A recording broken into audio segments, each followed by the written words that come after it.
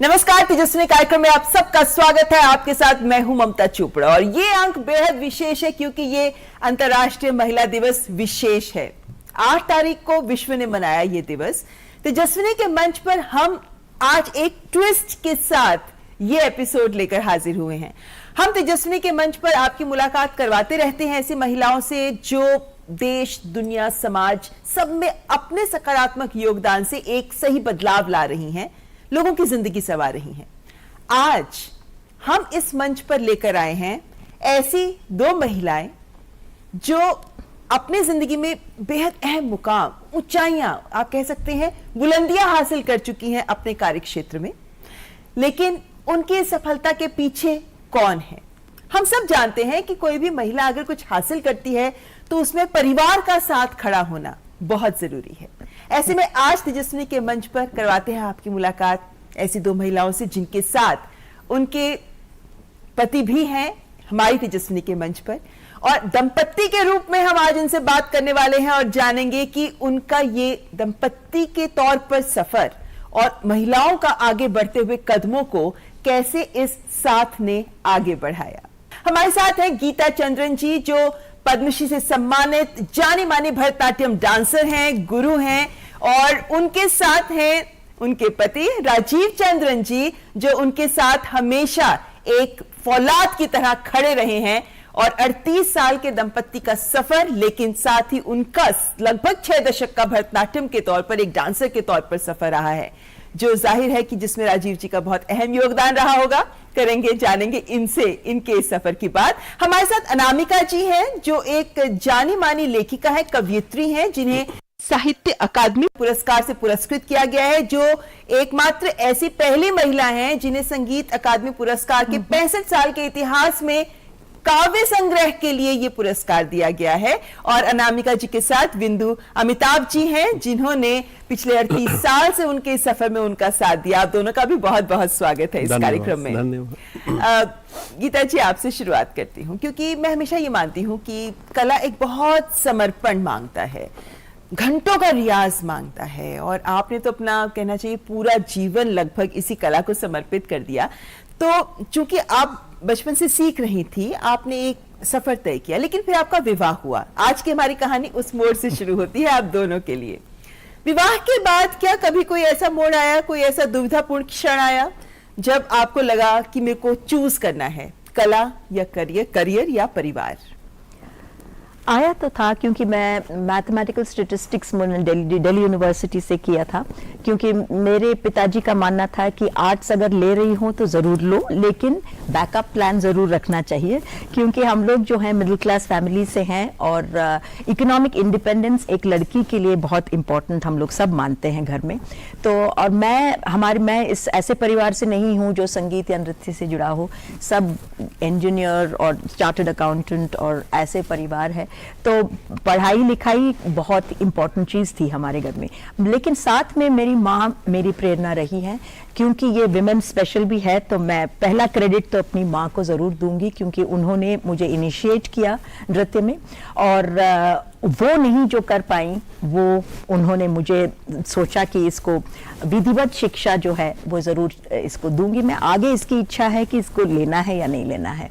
तो शादी के बाद ये ज़रूर था कि मैंने अपने आप को सुपर वुमन सोचा कि मैं डांस भी करूंगी और मैथमेटिक्स में भी, अपना रिसर्च में भी काम करूंगी। तो लेकिन ये नहीं हो पाया क्योंकि मुझे लगता था कि डांस में मैं उतना वक्त नहीं दे पा रही हूँ जितना मुझे देना चाहिए। तो मैंने एक दिन अपने गुरुजी से जाके पूछा कि मैं क्या सब कुछ छोड़ के नृत्य में आ सकती हूँ, तो उन्होंने कहा अभी जाके रिज़ाइन करो और नृत्य में आ जाओ। तो वो एक मोड़ था, और मेरे फ्रेंड्स ने कहा तुम पागल हो, तुम तो मल्टीटास्क कर सकती हो, वो और ये। किसी को, सबको लगता है कि आर्ट्स हो जाएगा ऐसे ही, लेकिन ऐसे ही नहीं होता आर्ट्स। इसके लिए पूरा समर्पण जैसे आपने कहा, और मेरा एक एटीट्यूड ऐसे था कि जो भी मैं करती हूँ उसको पूरी तरह करने की कोशिश करती हूँ। तो मुझे था कि उसमें संगीत में भी जाना है, कोरियोग्राफी में भी जाना है, माइथोलॉजी, लिटरेचर, सब पोइट्री, सब में जाना है। इतने सारे पक्ष हैं, नृत्य सिर्फ हाथ पैर चलाने का काम नहीं है, बहुत विधाएं हैं उसमें, तो सब विधा में मैं जाना चाहती थी। तो उस टाइम पे मुझे लगता है राजीव अगर मुझे नहीं सपोर्ट करते तो शायद मुश्किल होता। अच्छा, और राजीव जी, उनके इस निर्णय के पीछे आपकी क्या सोच थी? उस वक्त आपने क्या सोचा था कि गीता जी को क्या करना चाहिए?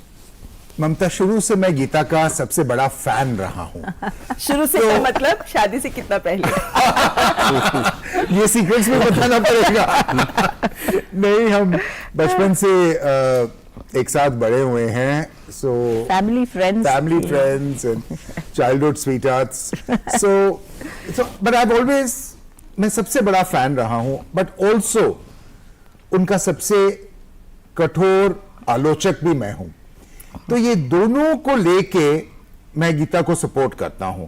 I know the beauty of her dance, but I am also the critical I that tells her what can be done better. अच्छा, मतलब आप वैसे आर्ट से नहीं जुड़े हुए हैं, लेकिन आप ये नजर रखते हैं। बिल्कुल बिल्कुल बिल्कुल, क्योंकि शुरू से मैं देखते आया हूं इनके प्रोसेस को, और मैं समझता हूं वो किस तरह डांस को दे के आगे बढ़ती हैं। तो I am also able to tell her the pitfalls. तो ऐसे में जब इन्होंने ये निर्णय लिया था कि इन्हें वो करियर नहीं, सिर्फ नृत्य के प्रति समर्पण दिखाना है, तो आपकी सोच, आपका मार्गदर्शन होने का बहुत महत्वपूर्ण था। तब आपके जहन में क्या विचार था? कैसे आपको साथ खड़े होना है एक जीवन साथी के तौर पे? मैं पूरी तरह सहमत नहीं था उस वक्त, क्योंकि आर्ट्स एक ऐसा करियर है जो बहुत अनसर्टन है, और ये किसी एक अनसर्टन सागर में कूद रही थी। सो मुझे लगा कि उसमें कोई भी गारंटीज नहीं है, तो मुझे सशक्त रहना पड़ा उस वक्त कि जो भी व्हाटएवर प्रॉब्लम्स वो फेस करेंगी, उसका इंश्योरेंस मैं बन सकूं। अच्छा, सो यू ट्राई टू, आपने अपने उस समय आप ज्यादा मजबूती से खड़े रहे, ताकि वो जो एक्सप्लोर करेंगे वो कर सकें। बिल्कुल, पर आज पूरा विपरीत है। She earns and I spend. तो वुमेन्स डे पे ये कहना बहुत बड़ी बात है। ये भी एक बहुत बड़ा उदाहरण है कि आप इसको इतनी हिम्मत के साथ और खुल के एक्सेप्ट कर रहे हैं। ममता, कई बार कार्ड्स आते हैं राजीव गीता चंद्रन, तो मेरा नाम तक बदला गया है। But I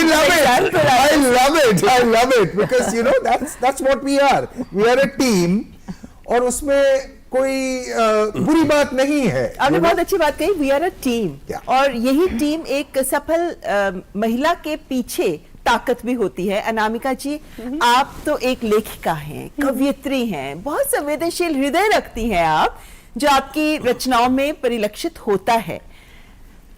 जब आप इतने गहराई से चीजों को महसूस करते हैं, और फिर जब विवाह होता है, तो जीवन साथी के साथ आगे बढ़ना, परिवार की जरूरतें, इमोशनल नीड्स अलग होती हैं, फाइनेंशियल अलग होती हैं, एम्बिशंस महिला की अलग होती है, आप उन सबके थ्रू गुजरी हैं।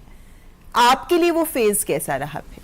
कौन सा फेज? जिस वक्त आपका विवाह हुआ, आपके बच्चे हुए, आपका करियर आपके सामने था, एक मार्मिक हृदय भी है जो एक कुछ करना भी चाहता है, लिखना भी चाहता है, और साथ में अपनी जिम्मेदारियों का निर्वहन भी करना चाहता है। तो क्या आपके सामने भी कभी कोई ऐसी दुविधा वाला फेज था, जैसा मैंने गीता जी से पूछा? जी, जब मेरी शादी हुई थी, मैंने एमफिल का एग्ज़ाम दिया था, और ये पोस्टेड थे पटना में, और मेरी ओपनिंग्स दिल्ली यूनिवर्सिटी में थी। मेरे इंटरव्यू में सिलेक्शन जब हुआ तो एक बड़ी दुविधा थी, लेकिन उस समय इनको मैं बहुत धन्यवाद, इनकी कृतज्ञ हूँ कि इन्होंने मुझे आने दिया और यहाँ बत्रा हॉस्पिटल ज्वाइन किया। थोड़े दिन फिर किसी कारण लियन पर वापस जाना पड़ा, तो मुझे उस समय तक लगातार इमोशनल सपोर्ट देते रहे जब तक इनका यहाँ सिलेक्शन नहीं हुआ। और ये रिमोट कंट्रोल मैरिज उस समय बहुत कम होते थे। बिल्कुल। और उस समय हर बार हम ट्रेन पकड़ के हर वीकेंड आना, देखना, भालना, और लगातार हमारे पास तब मोबाइल भी नहीं होता था। तो मेरी कई कविताएं उस एक्सपीरियंस पे हैं, लेकिन उसमें हम लोगों ने एक दूसरे को डिस्कवर किया। दाम्पत्य एक बहुत बड़ी साधना इस तरह से है कि 9 रसों का उसमें अवतरण होता है। श्रृंगार से यात्रा शुरू होती है, बाकी 8 रस उसमें होते हैं, और अंत में शांति पर विलय हो जाता है। तो इन 8 रसों का उसमें रौद्र भी होता है शामिल थोड़ा सा मगर क्यों नहीं षट रस भोजन की तरह जीवन भी 9 रसों से भरा, इसका समानुपात, इसका प्रोपोर्शन और एक दूसरे के को मतलब समझने के दौरान सेल्फ रेवोल्यूशन, सेल्फ रियलाइजेशन के जो मौके आते हैं ये बहुत बड़े होते हैं। और सच्चा आदमी अगर आपको मिल जाए जो कभी कुछ छुपाता नहीं हो, बच्चों की तरह पूरा हृदय खोल कर बताता हो, तो यात्रा आसान हो जाती है। जी, और जैसा मतलब हम मानते हैं कि एक और सफल healing महिला के जैसे- पीछे अब एक पुरुष खड़ा हुआ है और जी, होता ही है। जी। तो बिंदु जी, लेकिन जैसा इन्होंने एक घटना की बात की है, लेकिन इनका सफर आपने भी तो एक जीवन साथी के तौर पे बहुत करीब से देखा है इनका ये सफर। कौन से ऐसे पड़ाव रहे जब आपको लगा कि मुझे आगे बढ़कर अनामिका जी का हाथ थामना है ताकि ये रुके नहीं? जिससे हम लोगों की शादी हुई थी 85 की बात है, और 86 में इन्होंने ज्वाइन किया था यहाँ दिल्ली यूनिवर्सिटी। 86 में मैंने भी कोशिश की और बत्रा हॉस्पिटल में मुझे जॉब मिल गया था। फिर लेकिन बेटर प्रॉस्पेक्ट्स के कारण इंदिरा गांधी इंस्टीट्यूट पटना में मेरा सिलेक्शन हो गया था 87-88 में। फिर मैं वापस चला गया था पटना, और करीब करीब 10 साल से ज़्यादा तक ये रिमोट कंट्रोल मैरिज चला और हर महीने आते थे, हर महीने दिल्ली आने का चक्कर लगता रहता था। लेकिन उसी में बच्चों उसी के में- एडमिशन के भी वो थे, बहुत तरह का। लड़के भी हुए, उनके एडमिशन की भी ये थे, प्रॉब्लम्स थे।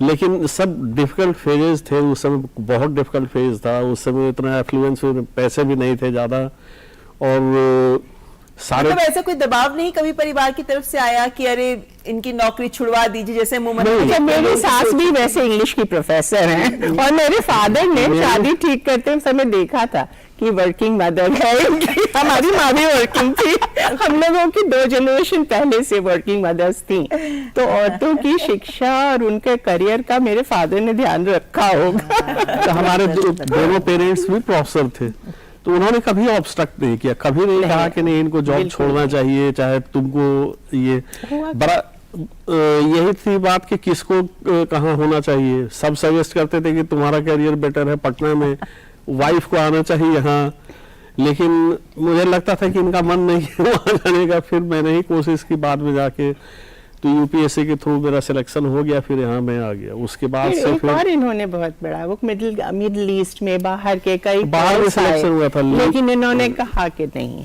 तुम्हारे पास ही आना है। बच्चों को भी जरूरत थी, बड़े जब होने लगते हैं, एक 3 साल का था, एक 7 साल का था, तो उन लोगों को भी जरूरत होने लगी। मतलब थी, आपने तो अपने करियर को इनके करियर के साथ संतुलित रखने का प्रयास संतुलित रखा भी। ये नहीं कहा जा सकता है कि मैंने कॉम्प्रोमाइज किया, क्या है कि मेरा करियर यहाँ भी स्टेबल ही रहा। जब ये सफदरजंग हॉस्पिटल मुझे वहाँ मिल गया, तो फिर उसके बाद से मुझे लगा कि ठीक है, वहाँ प्रैक्टिस भी करता था मैं, that was the only advantage. तो फिर मुझे नहीं लगा कि मैंने किसी भी तरीके से त्याग का लूज फल किया मीठा। है।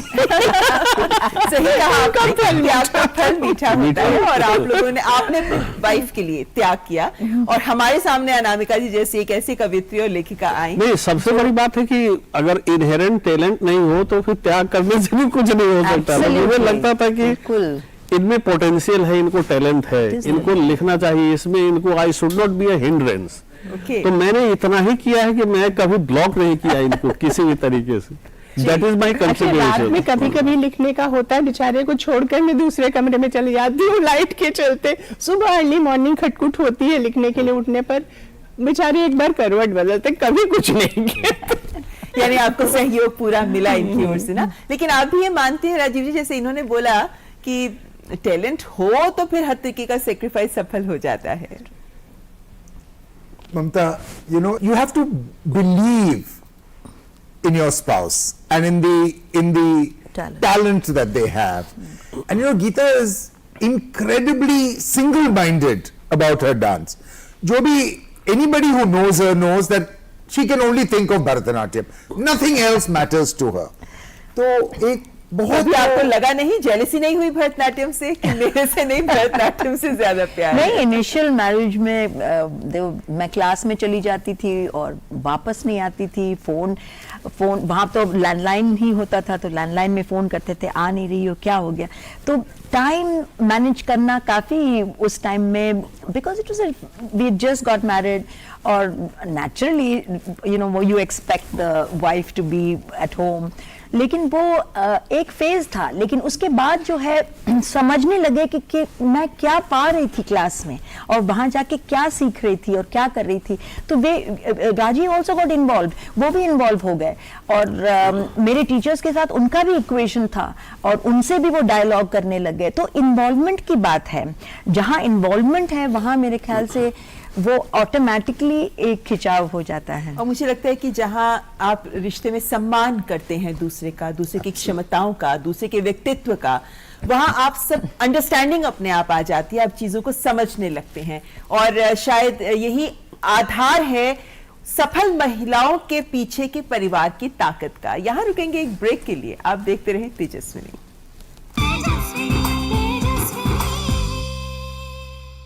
शुरू करो, डालो बुनियाद, घर महल नजर आएगा। वंडर लाइए, वंडर अपनाइए, फर्क नजर आएगा। वंडर सीमेंट, फर्क नजर आएगा। Sir 50,000 advance. पर इतना कैश तो हम नहीं लाए। और आज बैंक भी बंद है। इलाज है डिजिटल पेमेंट का आसान सा डोज। लेकिन अरे घबराइए मत, सावधानी के साथ करेंगे तो कोई साइड इफेक्ट भी नहीं होगा। फोन लाइए मुझे, यहाँ फोन लगाइए। डिजिटल पेमेंट से लेन देन हो सकता है, आसान, सुरक्षित और तेज। मैंने तो इन्हें डिजिटल पेमेंट सिखा दिया है, आपने, क्योंकि आरबीआई कहता है कि डिजिटल पेमेंट अपनाओ, औरों को भी सिखाओ। अपना कर्तव्य निभाएं, समय पर अपना एडवांस टैक्स जमा कराएं, अपने सम्मान के लिए भी और राष्ट्र निर्माण के लिए भी। आपके एडवांस टैक्स से देश का आर्थिक और सामाजिक विकास हो रहा है। महिलाएं अपने सपनों को नया आकाश दे रही हैं। कृषि टेक्नोलॉजी, अस्पताल, सड़कों और पुलों का निर्माण हमारी प्रगति को नई गति दे रही है। आपका कर देश के विकास को सुनिश्चित करता है। अपना एडवांस टैक्स पे एज यू अर्न के आधार पर जमा कराएं। एडवांस टैक्स जमा कराने की आखिरी तारीख 15 मार्च 2023 है। कंपनी, कॉर्पोरेट या वे व्यक्ति जिनकी कर देयता TDS, TCS कटने के बाद 10,000 या उससे अधिक है, वो 15 मार्च 2023 तक अपने अग्रिम कर की किश्त अदा करें। प्रत्येक आय करदाता एक राष्ट्र निर्माता। कौन सा परफ्यूम है? परफ्यूम बहुत फ्रेश लग रहे हो। पार्लर गई थी? No parlour, no facial. ये है मेरा फेवरेट सोप। ये एकमात्र साबुन है जो आत्मविश्वास देता है। Mysore sandal soap. पता है, लोग अक्सर मुझसे पूछते हैं कॉल सेंटर का स्टेडी जॉब क्यों छोड़ा। I wanted more out of life. बस मैंने अपना स्टार्टअप शुरू किया। जानना चाहोगे कैसे? Then start up your own business as an LIC agent. यहाँ सब कुछ है, great products, zero investment, leading organisation and unlimited opportunities. तो क्या आप तैयार है LIC एजेंट बनो? अब बड़ा सोचो। हमारी वेबसाइट पर जाएं या अपनी नजदीकी LIC शाखा से संपर्क करें। ब्रेक के बाद आपका स्वागत। आप देख रहे हैं तेजस्विनी, जिसमें आज इस अंतर्राष्ट्रीय महिला दिवस विशेष के अंक में हम एक ट्विस्ट के साथ तेजस्विनी आपके सामने लेकर आए हैं, जिसमें हम बात कर रहे हैं दो सफल महिलाओं की, लेकिन साथ ही उनके जीवन साथियों की, जिनके कारण वो सफलता जीवन में हासिल कर सकी। गीता चंद्रन जी और अनामिका जी हमारे साथ हैं। गीता जी, आपने जब कला को इतना जो समर्पण मांगते हैं तो जिंदगी में बहुत कुछ छूट भी जाता है। हम भारतीय महिलाओं में जो संवेदनाएं होती हैं, उनके मद्देनजर हम अपनी जिम्मेदारी खासकर परिवार के प्रति अगर नहीं पूरी कर पाते तो वो गिल्ट फील होता है। कभी आपको भी महसूस हुआ ये? गिल्ट माँ के प्रति बहुत था, क्योंकि माँ के साथ मैं समय नहीं बिता पाई जितना मैं बिताना चाहती थी। वो गिल्ट तो है कि जब उनको लगता था कि मैं समय उनके साथ बिताऊं, तब मैं नहीं बिता पाई। यहाँ पे भी रिस्पॉन्सिबिलिटीज थी, बेटी थी मेरी, वो बड़ी हो रही थी, मेरे इन-लॉज था साथ में, I am in a joint family, और काम का तो प्रेशर था ही, क्योंकि हमारा डबल प्रोफेशन है, परफॉर्मिंग करियर भी है, टीचिंग भी है, तो दोनों जो साथ में करना होता है, तो both are full time jobs, you know. So उसमें काफी समय, बहुत सारी शादियां फैमिली में अटेंड करी नहीं कभी क्योंकि उसके लिए समय नहीं निकाल पाती थी, और हम लोग कभी ज्यादा वेकेशन पे भी नहीं गए, जहाँ काम ले जाता था वही वेकेशन था हम लोगों के लिए। और राजीव तो साथ में आ नहीं सकते थे, बाद में चल के राजीव आने लगे साथ में, लेकिन पहले तो अपने आप ही ट्रैवल करना पड़ता था। तो मुझे लगता है कि ये तो सैक्रिफाइस तो मांगता है हर एक प्रोफेशन में। अगर आप पूरी तरह करना चाहते हैं, पूरा एनर्जी लगाना चाहते हैं, तो अपने आप के लिए समय नहीं निकाल पाते आप, और वही टाइम जो अपना समय होता है वो भी बच जाता है। ममता, एक बात में झगड़ा जरूर होता है हमारे। She is also a trained musician and she doesn't get time to sing, and I keep forcing her. I said, गाना क्यों छोड़ रही हो तुम? मेरी माँ भी चाहती थी कि मैं म्यूजिशियन बनूं। अच्छा, तो दोनों में तालीम बराबर चल रहा था। पर आप राजीव जी को शांत करने के लिए उनके लिए कुछ गाती तो होंगी। हमें भी सुना दीजिए 2 पंक्ति। मैत्रीं भजत अखिल जयत्रीं आत्मवदेव पराणपि पश्यत आत्मवदेव पराणपि पश्यत युद्धं त्यजत स्पर्धां त्यजत त्यजत परेश्वर क्रममाक्रमणम् मैत्रीं भजत अखिल जयत्रीं। बहुत खूब। हम समझ रहे हैं राजीव जी क्यों करते हैं। ये संस्कृत में एक शब्द है, प्रीति कला। प्रीति कला है ये। लेकिन बिंदु, अमिताभ जी, क्या कभी अनामिका जी को लेकर आपके, जैसे उन्होंने बोला कि बच्चे हो रहे थे, सब जिम्मेदारियां बढ़ती जाती हैं ना जब बच्चे हो जाते हैं, तो आप पटना में, ये दिल्ली में, तो अनामिका जी अकेले ही क्या ज्यादा जिम्मेदारियों को ले रही थी, और क्या आप उस चीज को अप्रिशिएट कर रहे थे? नहीं, जिम्मेदारी दोनों ने मिल के उठाए हैं, ठीक ठाक रहा, दोनों बैलेंस्ड ही कंट्रीब्यूशन रहा दोनों का।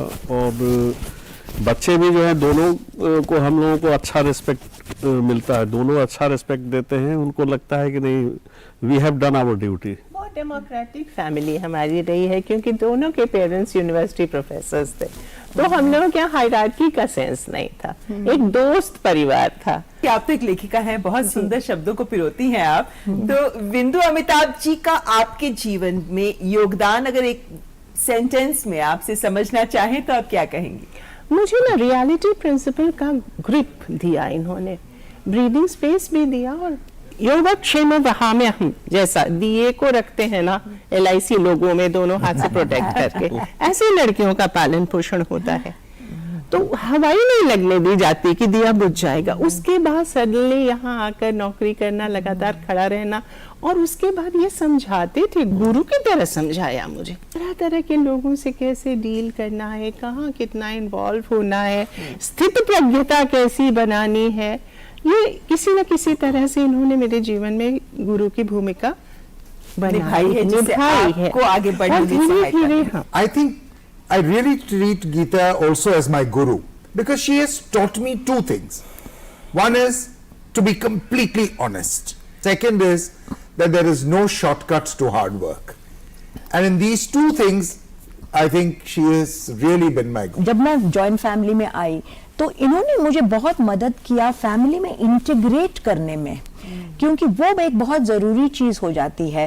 वो अगर हमें छोड़ देते उस समय और अपने आप I would not have been able to do. इतनी बड़ी फैमिली इनकी थी, सब ने मेरे को लगता है कि आर्ट्स के प्रति बहुत श्रद्धा दिखाई, और ये साउथ इंडियन होम्स में थोड़ा है कल्चर को लेके कि हमेशा एक टैलेंट अगर कोई देखता है तो उसको बहुत रिस्पेक्ट मिलता है। और मुझे लगता है कि ये जो आपने कहा कि सम्मान दिया परिवारों में कोई जब शादी होकर एक लड़की आती है तो ये सम्मान परिवार दे, ये हस्बैंड्स पे, जीवन साथी पे बहुत हद तक निर्भर करता है कि वो कैसे अपने परिवार से महिला को सम्मान दिलाते हैं।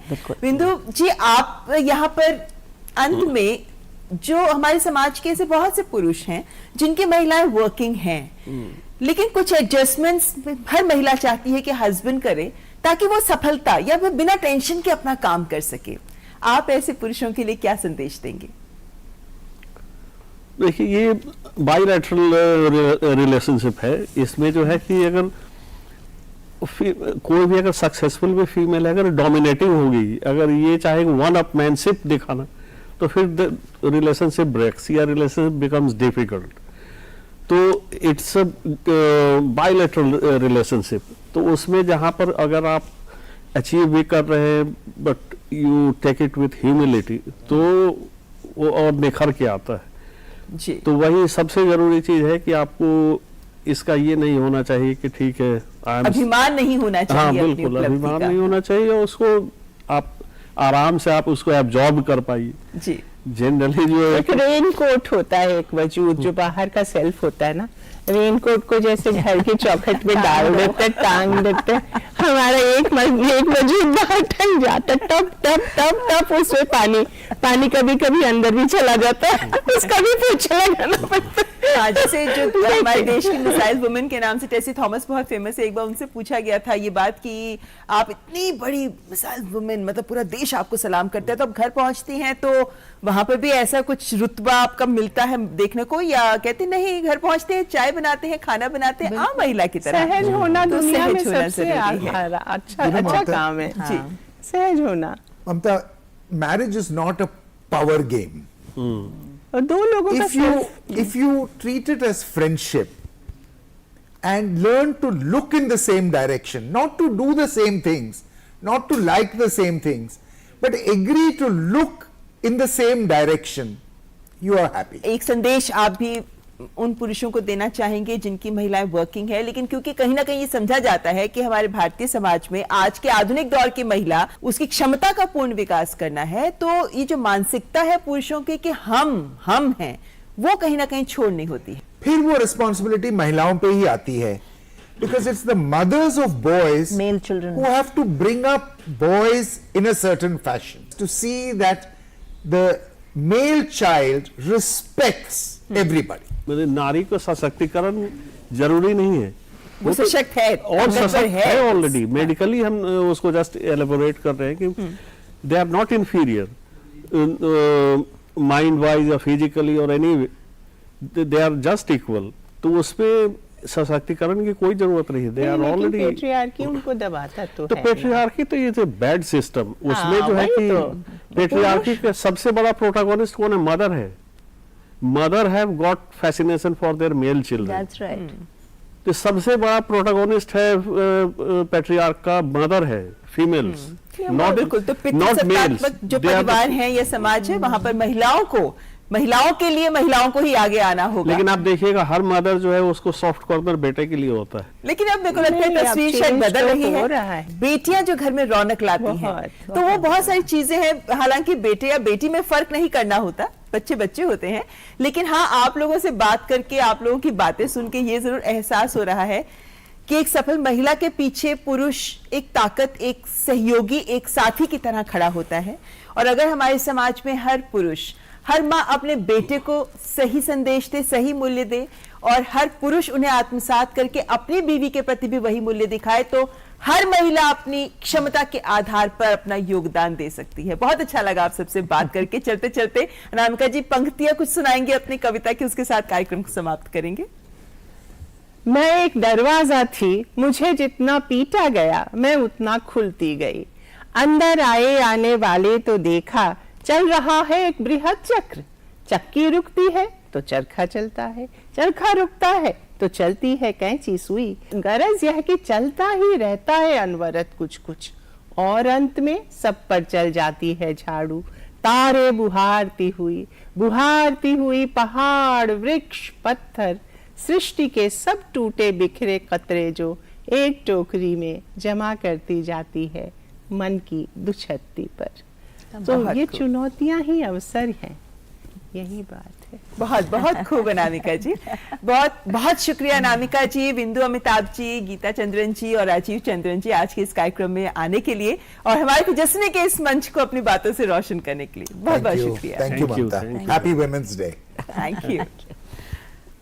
तो ये था हमारा आज का विशेष अंक। कैसा लगा आपको? अपने विचार हमारे साथ जरूर साझा करिए, क्योंकि तेजस्विनी के मंच पर मेरा प्रयास होता है कि आपके लिए कुछ अलग, कुछ हटकर, कुछ गहन लेकर आए।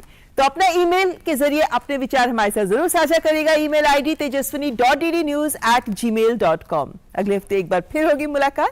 फिलहाल मेरी पूरी टीम को दीजिए इजाजत। नमस्कार।